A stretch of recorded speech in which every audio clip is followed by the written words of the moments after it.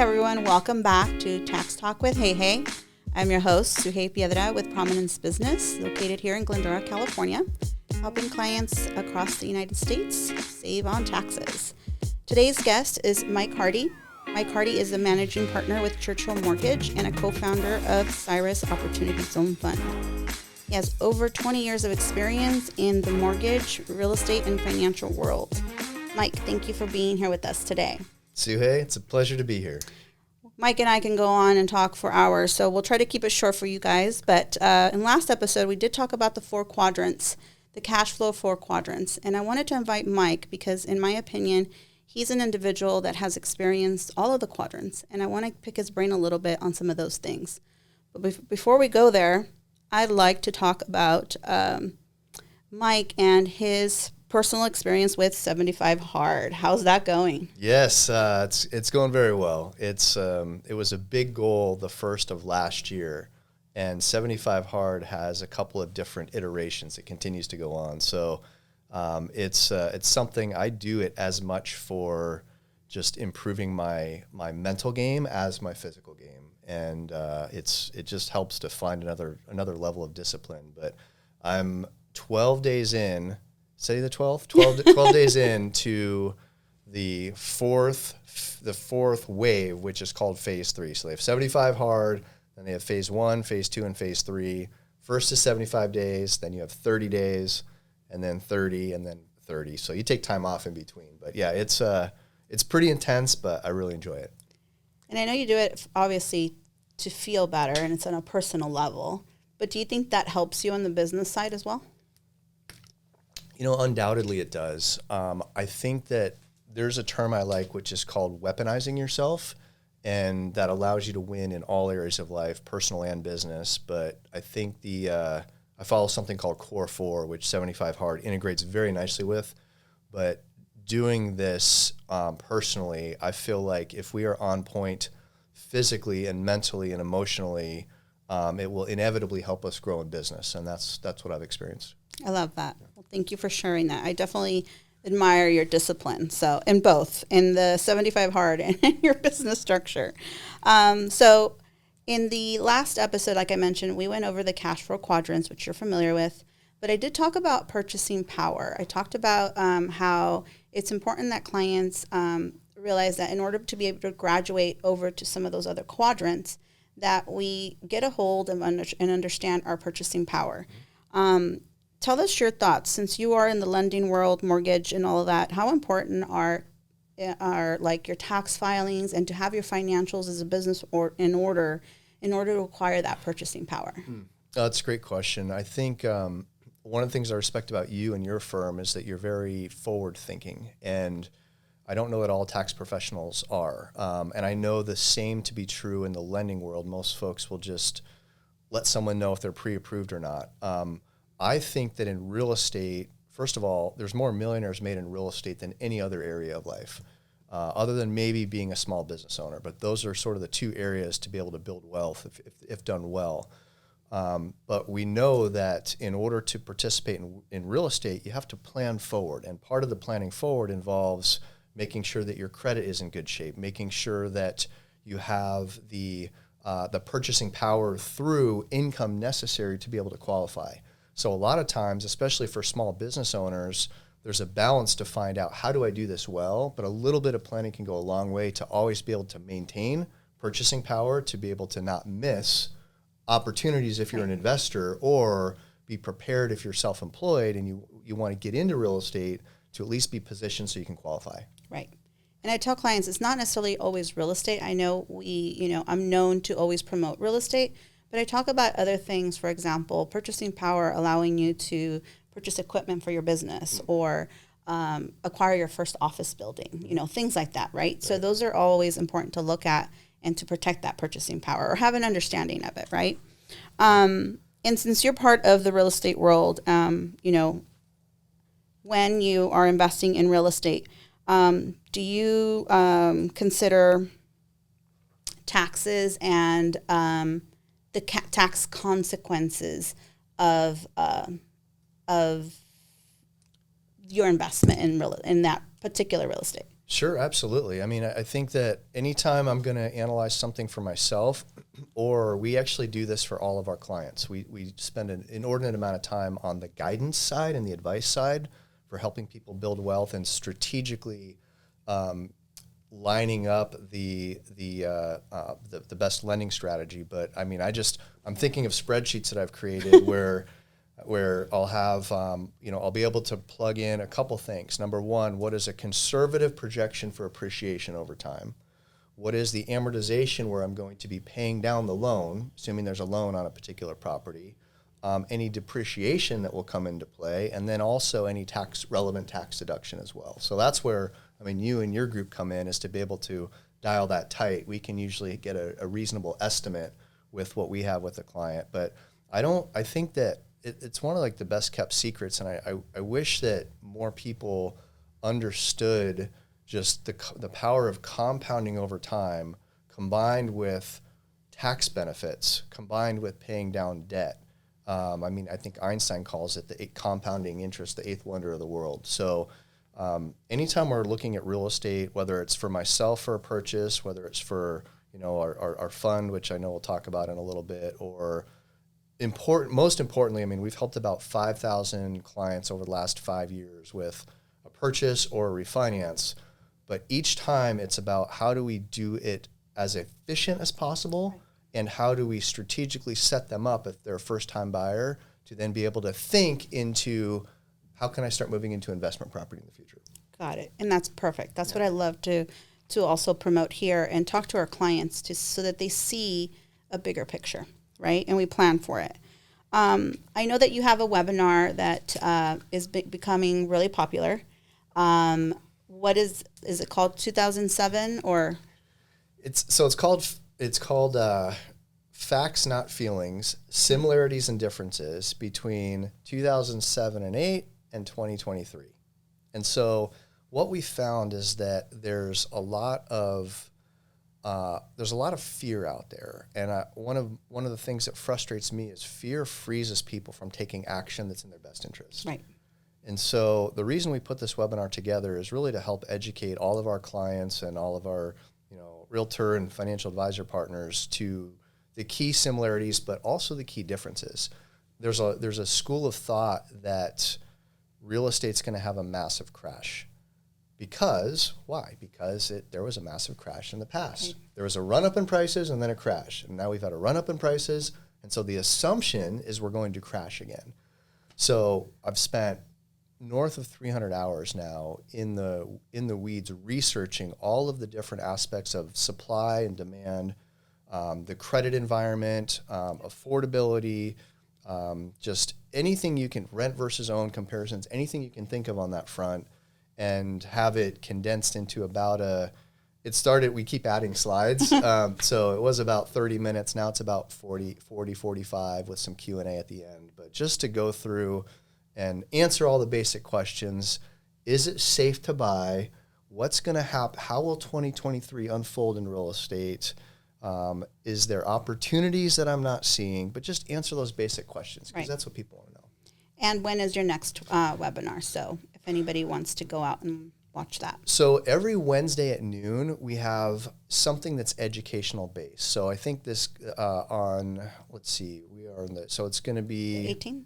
The 18th. The 18th, we're going to be doing one on tools for buyers, and kind of what I was just talking about, but how to understand strategically how to buy in this market. And then on what it would be the 25th, we'll be doing another state of housing where we'll dive deep into 2008 versus 2023. Perfect. A lot of time, just a little teaser, there's some very different things happening with demographics. There's a saying I really like, which is demographics is destiny, and no one's talking about the demographic shifts that are taking place. So we'll get into the weeds on that as well. Awesome. And we'll make sure that we have the links to those so that you guys can find that with the easier access. So, Mike, as an investor, let's talk a little bit about capital gains. So, a lot of the times with real estate, if we have capital gains in a property, we run to a 1031 exchange if we're familiar with it. It has a lot of, rules and limitations sometimes. But what about when people are selling like their business, or they're selling a collectible, or maybe Bitcoin, something that has capital gains? And we are trying to, maybe defer the tax, or, we want to minimize the tax as much as possible. Tell us a little bit about the tool and the strategy that you recommend on that end. Absolutely. Well, this is one of the best kept secrets. In fact, I've heard it been called like the best kept tax secret and strategy that you've never heard of. I mean, something along those lines. But it was part of the 2017 Tax Act, but the formation of opportunity zones was brought forward, and it's really pretty amazing. I mean, when I first came across it, I thought it was too good to be true.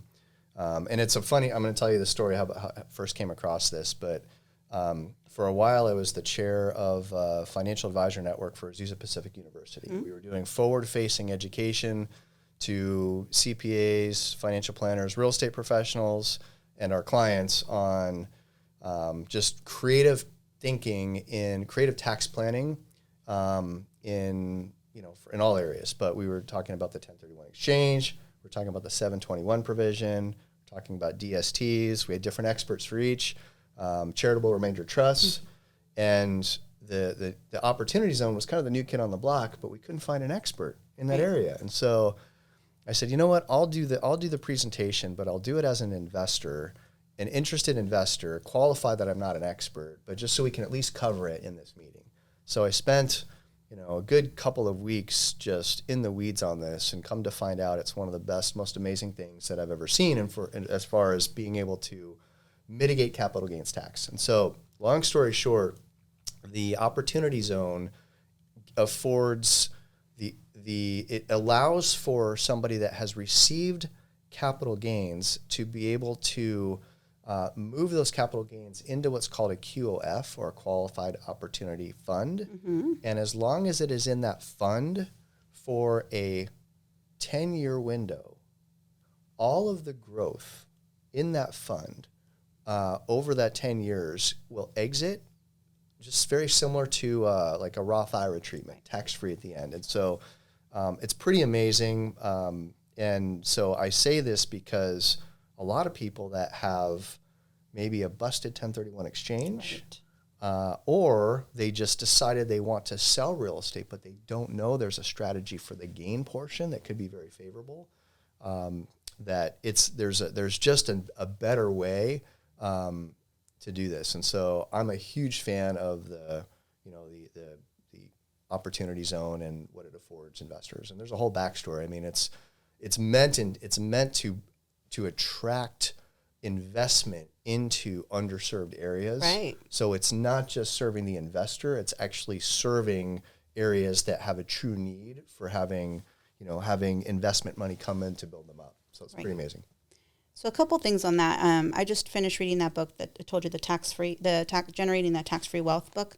And one of the things he mentions in that book is that the tax code will create opportunities or tax, credits and benefits to individuals so that things like that can happen, which means they're trying to help these undeveloped or underserved, or these areas in our communities that are falling apart, or they just need attention. Mm-hmm. Well, the government can't come in here and do it, right? So what do? They generate a tax credit or a tax benefit of some sort to attract investors into those areas so that they do the work, and in return, they get a benefit.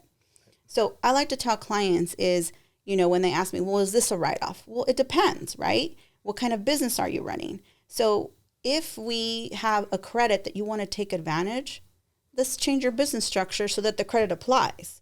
It's not, does this credit work for me? It's like, what credit do you want? Let's look at the rules, and then let's change your business structure so that you could get the credit, right? Right. And so a lot of the times we're out there trying to make this credit apply to us, but in reality, all credits apply to us if we just change the business structure, right? And that's where I feel like that's what the opportunity zone with Cyrus and, this Opportunity Zone Fund is we have this tool. So what did you do? You went and you created Cyrus. You guys put together a bunch of great people to you and your partner and everybody involved with it now, to go out and take advantage of this credit or this strategy, right? Because it wasn't really out there. And so I like to point that out because I always tell clients we could take advantage of a lot more if we just modify a little bit of what we're currently doing. Check off all the boxes, right? So it is definitely possible. When is your next Cyrus talk, or is there a webinar recording or anything like that you want to share? There's been a few, actually national, we're getting some good recognition podcasts that I've been on recently that I can share. There'll be another one coming up, I think the 26th of January. That'll be a podcast, so I think it'll come out about a week after that. But there's two that do a really good job of explaining our fund and the advantage for investors. And it sunsets in 2026. So this is a window of time. Really, like the best, as I look at it, the best thing I've seen in, my lifetime, certainly, as far as a healthy incentive that helps all parties involved. Yeah. And I think it's, who is it? I can't remember if it's Warren Buffett or Charlie Munger that says, you show me the incentive and I will show you the behavior. And it might have been Ronald Reagan. It says, if you want less of something, penalize it or tax it. If you want more of something, incentivize it. Right. And so that's exactly what happens. Like water's going to seek the lowest level. And that's what's happening here. I think the issue is awareness. Right. A lot of people are needlessly paying capital gains tax because they don't know this exists. And I was one of those for a couple of years. Right. I don't even want to think about the capital gains tax that I paid when this was available, but I wasn't aware of it. And so after coming across it and realizing that this is a great solution that's a 1031 alternative or 1031 fallback, now it's been, as you know, part of my system, and then something that we've been able to offer to a lot of our clients and then investors. I think there's something else I've noticed too is all of the uber wealthy do this. They're all doing this. They're all these techniques. They take it on family offices. This is just part of their everyday conversation, but rarely does it make its way down kind of like to Main Street.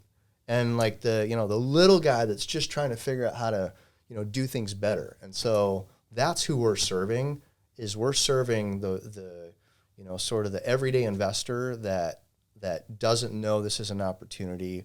And when you look at and you play this out over a 10-year window, A versus B, the amount of wealth someone can build with this strategy compared to not doing it is significant. Right.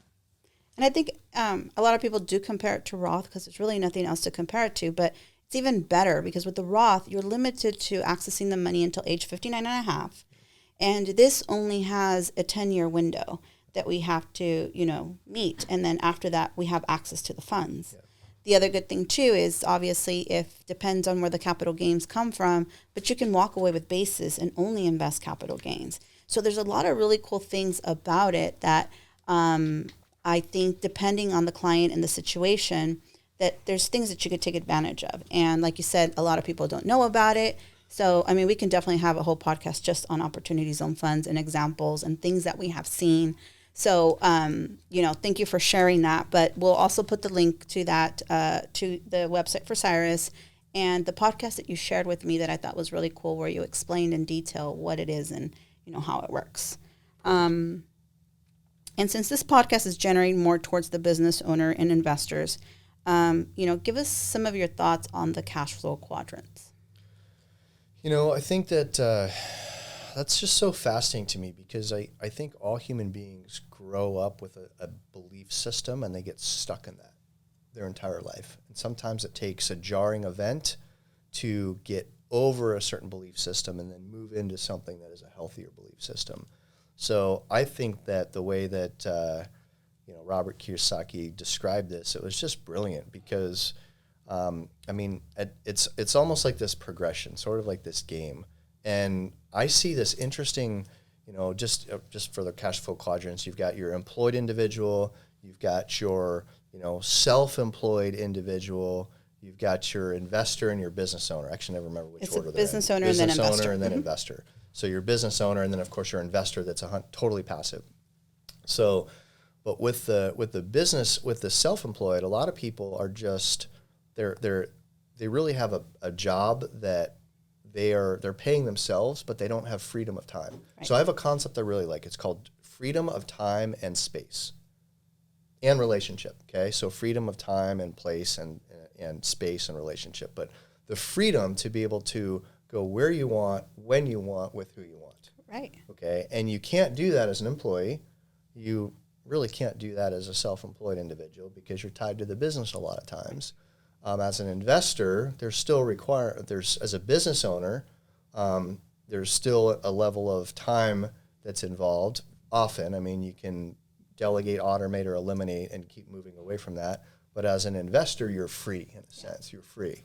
And so I just think that those 4 quadrants are very fascinating to me and I look at this once a week. Like, how can I continue to move the right direction and build things so that they run on their own, as opposed to needing to be involved, and especially things that are not highest and best. But yeah, if those are those quadrants, it's an aha moment if you haven't seen that, to be able to. In fact, a part of 75 Hard, you have to read every day, right? 10 pages. I mean, I do that already, but so one of the books that I did last year was, it was his second one. Maybe it was called Cash Flow Cash Quadrants. Flow Quadrant, of course. So I went through that again. I mean, I did it years ago and then again last year. And something fascinating I think about reading is you can read the same book and get a totally new insight As you grow. I missed a bunch of that last time. Like, I just didn't have the capacity as a person to be able to absorb it. Yes. And last year, it's like, oh, I learned some things. How did I miss that last time? So I tell my clients, I'm Rich Dad, Poor Dad sits on my desk, and I tell them, this is your homework assignment. Yeah. And then I read it already. You need to read it again. And they're like, why? Well, because you're at a different place in life. Right. Your business has grown. Your wealth has grown. Something has changed that when you read this book again, you will pick up different things, because before it didn't register because you weren't there. You didn't have understanding because you weren't there. So I like reading it every single year for that reason, because as I grow and I evolve, whether it's in my business or understanding of, wealth, I pick up new nuggets from it. And so people are like, but you've read it. Yes, but you do pick up as you graduate. I call them graduating. You're graduating from being a W-2 employee to being self-employed, a slave to your own business, I say it. And then you want to graduate to being a business owner by creating processes and making sure that the business starts to operate without you, buying back your time. And then the goal is to, go into being an investor where you said you have access to your time, you have freedom, you have wealth, and you understand that money needs to work for you and not you for your money, right? So I call them graduating levels. With proper planning and a path, I think we can all get there. It takes a little time. I think the hardest thing is breaking our habits. I agree with that. So, breaking up our habits of wanting to work and making things hard on ourselves is one of the biggest things. Because shouldn't be hard to make money. There's more opportunity out there than we could ever manage in 100 lifetimes. Yeah. It's a matter of just taking the time to be able to see it. And there's a Marcus Aurelius saying, which came to mind as you were talking, which is, no man ever steps in the same river twice, because it is not the same river and he is not the same man. I think that's pretty. That is very true. Awesome concept. Well, thank you for that. Yeah. Well, lastly, Mike, you've shared with us, different sayings. I know you love to read. What is a good read that we could share with the audience? So one that I'm going through reading again is a book called Who Not How. Yes. And Who Not How is the authors it's co-authored by Dan Sullivan and Benjamin Hardy, 2 authors, no relation. I'd like to meet them though, and it's fascinating because the whole concept of this is we are all wired and trained through our education system to learn how and to do and do and do and do and do. And there's only a finite amount of time in the day. And one of the big aha moments of the book for me was to realize that every problem or challenge I face in life, I can pick one of two paths for it. I can either figure out how to solve it myself, Right. or I can think, who is somebody that's been down this road, that has maybe more education in this area, more experience, that can be my who to help me solve it. And so that's been just very eye-opening over the last couple of years. I'm reading it again because I'm learning new things that I didn't see a couple years ago, but who, not how, highly recommend. And I'm surprised by your answer because I think that, like I said, and I know you've gone through all of the quadrants and you're at the investor side. And I always recommend the who, not how when I'm trying to graduate a self-employed individual to the business side, because they need to understand processes. They need to understand why they need to get all these thoughts or all the hats that they wear and start jotting them down so that we can hand these positions over to the new individual. So we can start creating time freedom for you, right? So when most of our clients that come in wear all of the hats. So they're overwhelmed with time. They don't even have time sometimes to meet with us. And I'm like, we need to go over your books. We need to go over your financials. And they really don't have the time. And when we start looking at their time, it's because they're out there making the sales. They're out there making the product. They're out there doing, the service. They're answering phones. They're doing everything that, hey, if you hired a receptionist or a virtual assistant, they could take care of that. They can respond to your emails. And so that book will start to show them how it's very important to look at who else can do this for you instead of you trying to figure it out and doing everything yourself. So I love that. I have an issue that I still am working to get over where I go through this exercise once a week. It's called the General's Tent.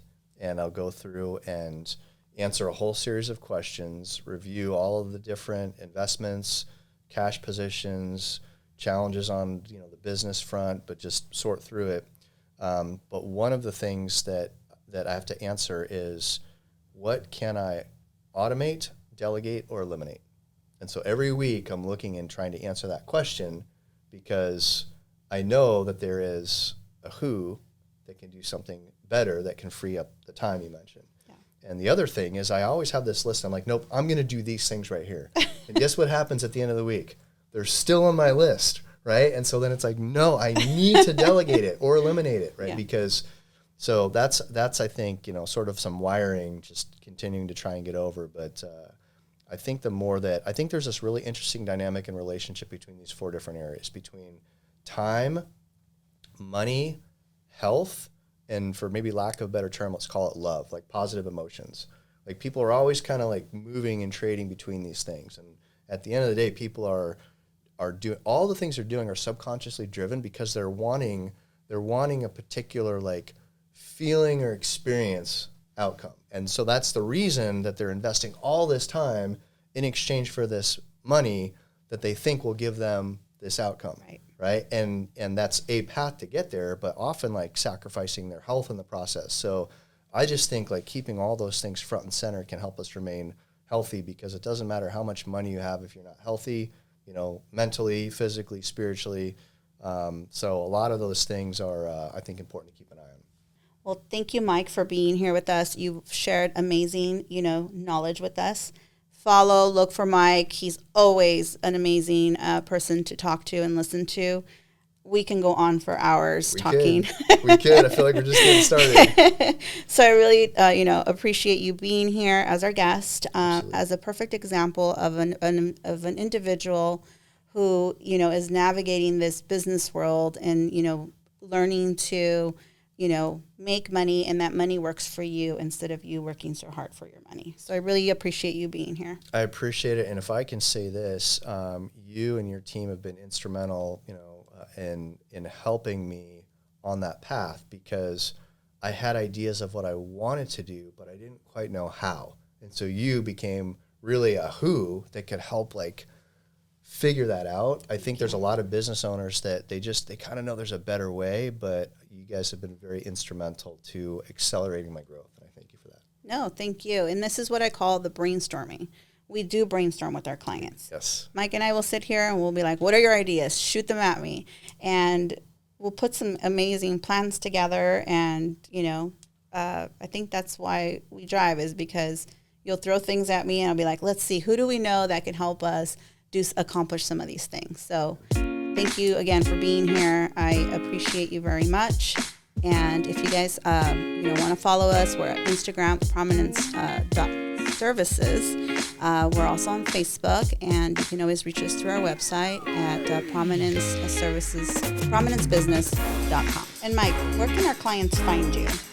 Yes, best place to go is my website, which is mikehardenbio.com, and on there there's a quick link to Churchill Mortgage efforts, to the Cyrus Fund, and then some other articles I've written, things like that. So Mike Hardy Bio. Awesome. Well, thank you so much. Awesome.